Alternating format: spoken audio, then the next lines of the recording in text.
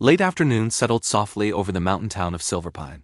Snow drifted through the air like falling feathers, covering rooftops and streets in silence. Inside a small cafe called the Warm Ember, golden light glowed against fogged windows, and the scent of cocoa and fresh bread wrapped the room in comfort.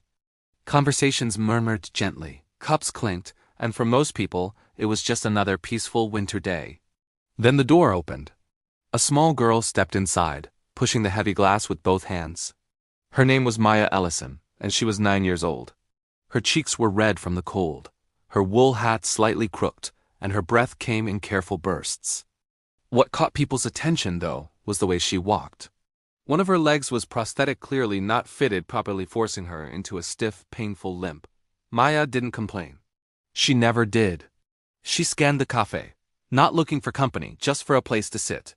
Somewhere safe, somewhere quiet. She approached a nearby table and whispered, "Excuse me? May I sit here for a moment?" The woman at the table smiled politely but shook her head. "I'm sorry, we're saving the seat." Maya nodded and moved on. At the next table, 2 teenagers avoided her eyes entirely, pretending to scroll on their phones. By the third rejection, her hands trembled. Each step took effort. Her prosthetic tapped softly against the wooden floor, echoing louder than she wished. Still, she didn't cry. At the very back of the cafe sat a man named Evan Brooks, a quiet former service member with calm eyes and steady posture. At his feet lay Atlas, a retired working dog, alert yet peaceful. Evan had noticed Maya the moment she entered. He recognized the signs: exhaustion, fear, and the kind of pain that didn't always show on the surface. Maya stopped in front of his table. Her voice barely carried.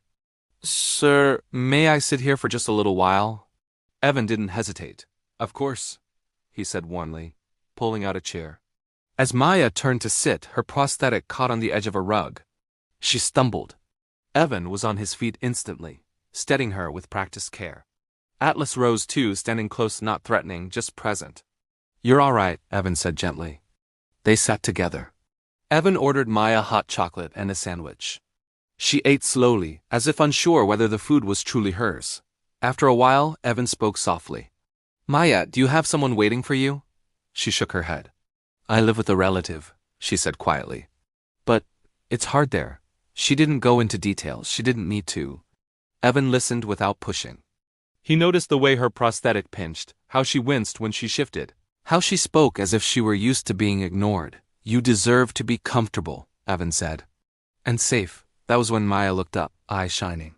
No one had said that to her in a long time. Evan made a few calls, not in panic, but with purpose. Trusted people. Professionals who knew how to help children, how to listen, how to act with care.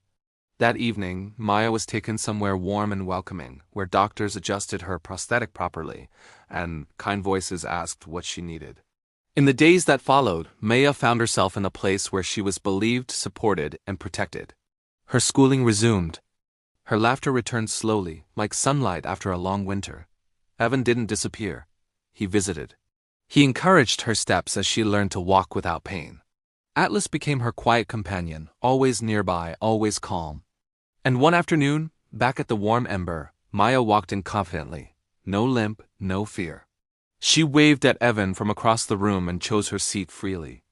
Because sometimes all it takes is one person who says, "You matter," and that can change everything.